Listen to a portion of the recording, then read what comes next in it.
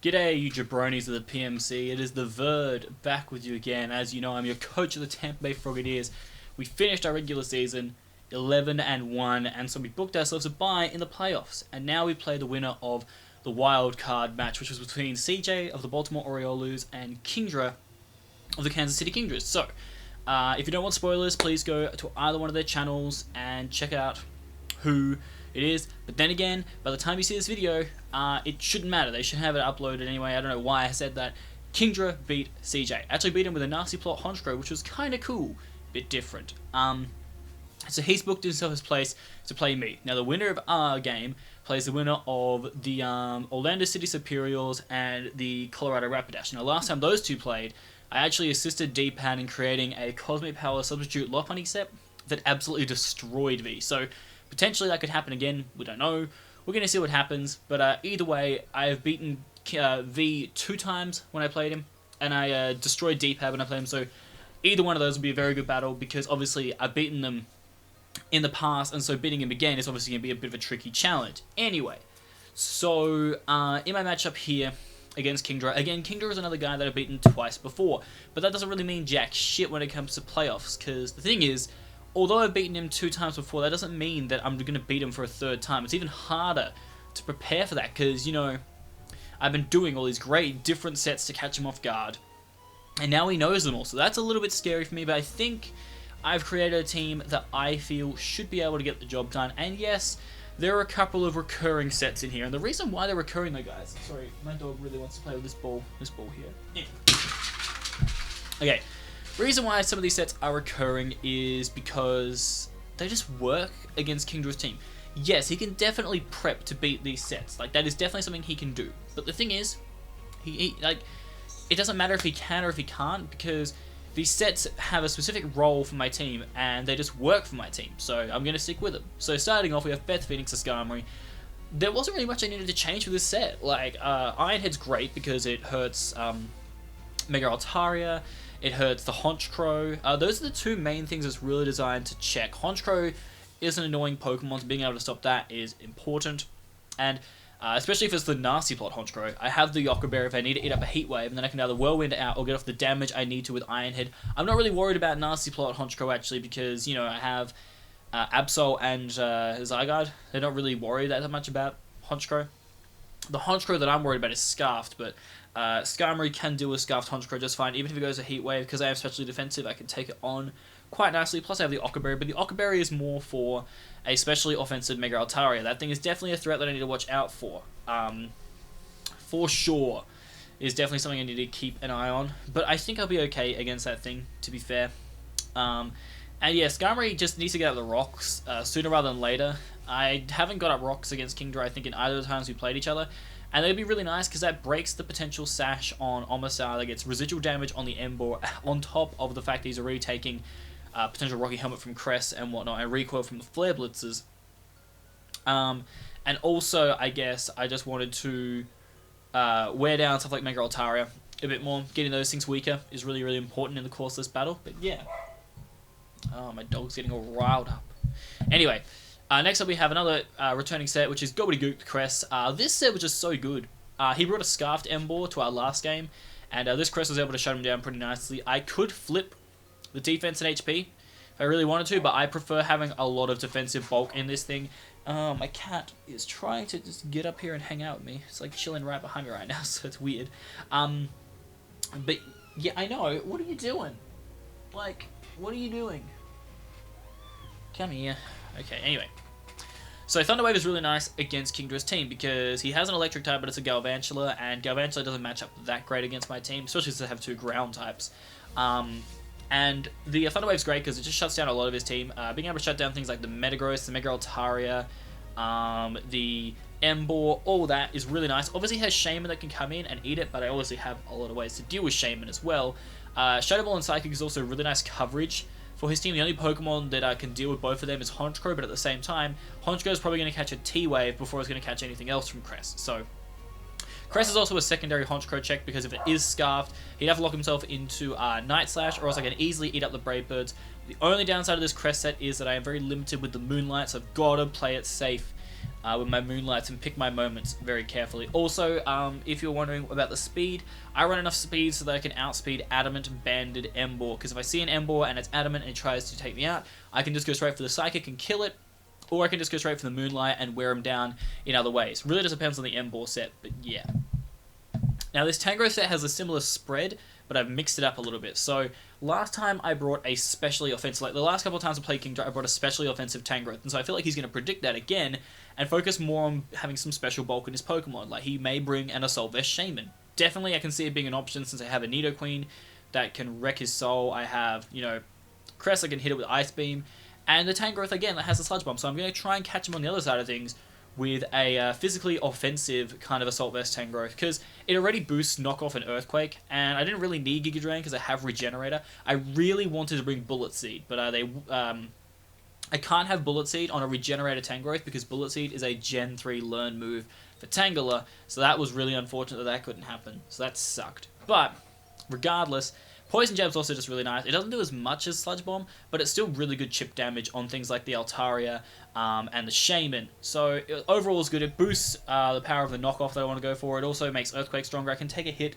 from non-banded Embor with Tangrowth if need be. I could probably take maybe one hit from it because of my good bulk, and then obviously fire off the Earthquake if need be. I was also thinking of not running Assault Vest and running like Stun Spore, but I need the Assault Vest because this is my best check to Omastar.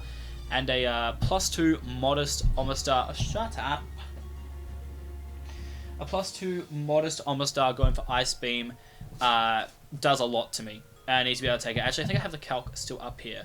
That was if it was Berry Juice. I think I want to look at if, you know, on the off chance of this thing being Life Orb. I want to show you the exact calc. Because if it was Life Orb at +2. This is the only way we have to live this thing. It's a 62.5% chance.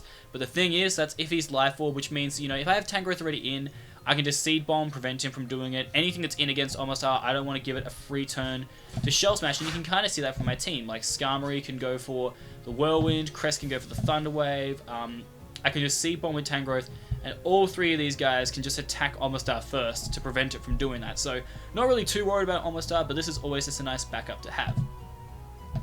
Now, we're bringing back China. China, obviously, being my MVP for the season, and it's pretty much the exact same set with one key difference. I've decided to go with a Timid nature over a Hasty nature. The reason for that is because if he does bring Scarfed Embor again, if it is a Jolly Scarfed Embor, actually, I will be able to take a Flare Blitz if need be, if I'm at full health. And that's really important with the 40 HP because of the bulk, the natural bulk that Nidoqueen has. I also like it because it means that Mega Altaria has to be at +1 in order to kill me. Which is fantastic. It also means I can potentially take a hit from Metagross, and last time we had issues, or the first time we played, we had issues against Agility Metagross, so being able to just fire off an Earth Power and not have to worry, because the thing with Metagross is, if he brings Agility Metagross again, he has only 3 moves that he can use. Now he needs probably a Steel-type move, because he wants to be able to get rid of stuff like Clefable and whatnot. He probably needs Ice Punch, because that gets rid of Nidoqueen. Well, it doesn't really get rid of Nidoqueen, but it does damage to the Tangrowth and the Zygarde, but he also then probably needs Thunder Punch, because that's going to allow him to hit Skarmory. So if he does decide to run Agility, he's really locked up with his moves, and I think his best way to hit my Nidoqueen is going to be either Meteor Mash or Ice Punch. I don't think a Zen Headbutt or Earthquake are coming in this matchup. I don't see why they should come, so that's an advantage for me that I'm going to try and, you know, use to my advantage. Anyway, can you stop trying to play with my hand? Thank you. Anyway, yeah. I decided to go also, like, minus attack, you think, oh, but Sucker Punch is going to be weaker. Sucker Punch is still doing about 35% to a Latias, which is really good damage, because that means that I can also potentially pop a Latias's Culpa Berry, and that means that my Absol can just come in and clean it up. So that's really, really important to do stuff like that. And the Sucker Punch still does a decent amount of damage to some mons, and it's also more like for Omastar and whatnot, if we bring him down to Sash, and then we can just pick him off afterwards. That's the important thing there. Next up, okay, so last time I brought a Tauros, and it was going to do absolutely nothing to the team. So I decided instead I'm going to bring a Pokemon that I know can put in work against Kingdras' team, and that is my Zygarde. Why this Zygarde is going to put in work? So first of all, I'm running Coil and not Dragon Dance. Now before you type all your hate in the messages and you're like, Verd, you're actually just bad, why wouldn't you run Dragon Dance in this situation? Hear me out. Okay, so the reason why Coil is really nice against Kingdra in this matchup is because Iron Tail is a fantastic move against him. Earthquake plus Iron Tail pretty much decimates the majority of his team. He doesn't have a lot of good switch-ins, everything's getting hurt by all this damage. The reason why I want Coil is because as I could run Dragon Dance and potentially outspeed things, there is a very good chance of Iron Tail missing, and if Iron Tail misses, like other moves that might have missed in the past, it can put me in a really bad position against Kingdras. So I would rather have the move hit and still do the exact same amount of damage it would do if I was faster. Because the thing is, Zygarde's outspeeding a lot of stuff on his team. I'm outspeeding anything that has a potential beat base 80. So the only things on his team that outspeed me right now are the Galvantula, the what's it called? Galvantula and Latias are pretty much the only two things on his team that are outspeeding me. Everything else I can, I guess Shaman as well, but everything else I'm just blowing away. And I've speed crept this exactly that I can just outspeed Jolly Mega Altaria, so that if it tries to come in against me and I have my coil up, I can just go straight for that Iron Tail and blow it away. The plan is pretty simple, just to get up a sub wherever I can. Like, I can see myself getting subs up against, stop it, things like Choice Locked Embor, Dust Noir, potentially even Omastar being scared like the Earthquake. Like, there's a lot of ways that I could set up the substitute. I think it's really smart to bring it in this matchup. I think it'll work quite well for me. And then being able to get up a coil, because when I'm behind a sub, it means that things like Latias and Shaman and other things that are going to outspeed me have to break my sub first, and then I can just hit them up with huge damage. That's the main reason I had it there. I did kind of want to go with like Extreme Speed or Crunch, but then if I was going to go with those kind of moves, I would want to drop coil and run Dragon Dance, and I really need Iron Tail to hit. And after one coil, Iron Tail has 100% accuracy, so that's the main reason why you see it there. But finishing off the team, we have my boy CM Punk. Now, it's pretty much a similar Absol set to what I normally run. It speed creeps to Latias, which is what it needs to do. And the reason why you're seeing a really weird move at the bottom is because I had to think about it. So initially I think I ran Zen Headbutt or Psycho Cut to deal with Embor. But the way I see it, now I have Zygarde on the team, I have another way of resisting Embor going for Flare Blitz. It doesn't just have to be Crest all the time. Zygarde can actually take one if it needs to. So because of that, I thought Absol wasn't as dependent on just going for the Psycho Cut. Plus, if you bring Scarf to Embor again, not much point in doing it. However, if I bring the Thunder Wave, it's a really nice tech for Kingdras' team. Kingdra doesn't have a lot of good switch-ins to Absol. He may bring a defensive Embor or just like a bulky one to take the knockoff and, you know, do stuff. So I decided I wanted to go with a Thunder Wave Mega Absol. Why this is really good is because against a lot of things on Kingdras' team, it'll actually shut them down really, really nicely. Paralysis is very annoying for him to deal with. That's why I have it on Crest too. Being able to lock down a lot of his attackers is going to be really helpful. The other reason why it's really important for me to do this, guys, is because if he brings Galvantula and sets up Sticky Webs, this means that my Mega Absol, if it can get Paralysis off against certain Pokemon, like, you know, your Embors or your Latiases, I will be able to outspeed them even after taking the -1 from Sticky Web. And that is crucial if I want to win this battle. I don't think he's going to bring Galvantula. He could, because he hasn't brought it the 2 times. Webs could be a thing for him. If he brings it, I have my Nidoqueen just locked and loaded, ready to go to take it out. Like, it's set up there. It's good to go. I'm not really too worried about it, I guess. So we'll have to see how he plays it.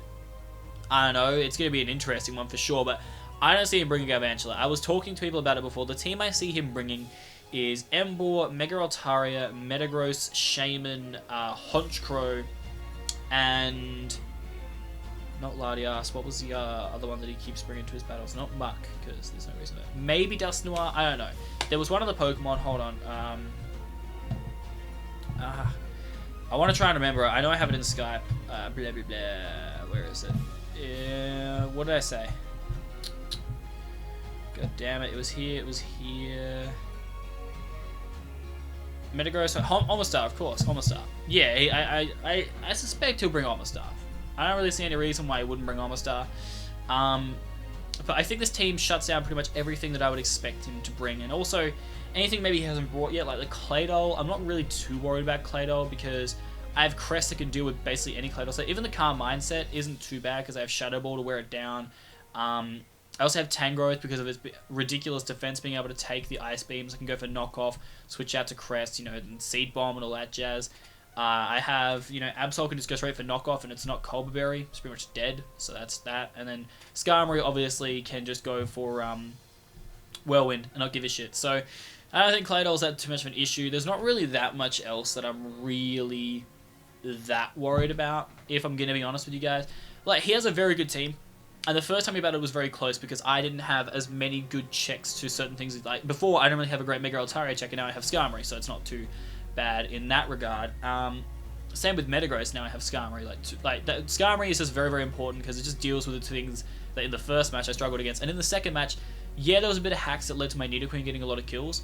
But at that point, I'd pretty much had the game wrapped up because, you know, once I got rid of Dusknoir with Absol, then Tauros could come in and basically clean up anyway and just put in work. So I feel like, you know, although I got a bit lucky in the last time we played, I definitely feel like it didn't really matter that much. I think we would have had the result. It's just going to be hard, guys, because trying to beat somebody that you've already beaten 2 times in the past is not an easy task. That's not an easy thing to do. You can't just like go out and say, yep, I'm just going to get it done. It's going to be an easy walk in the park. It's not going to be easy. But you know what?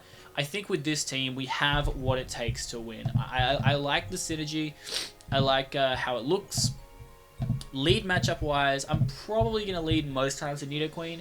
If I see Galvantula, definitely leading with Nidoqueen. If I do not see Galvantula at all, guys, I am probably going to lead Tangrowth just because it shuts down an Omastar lead straight away. Because if he goes for the Shell Smash, and he is Life Orb, I can just go for Seed Bomb, and boom, Omastar's dead turn 1. Like, not a big deal. And if he goes into Emboar on the Seed Bomb, then I can just go into Crest and gauge how much damage he is. Like, in turns in advance, I can basically suss out exactly what he wants to do with its Mons.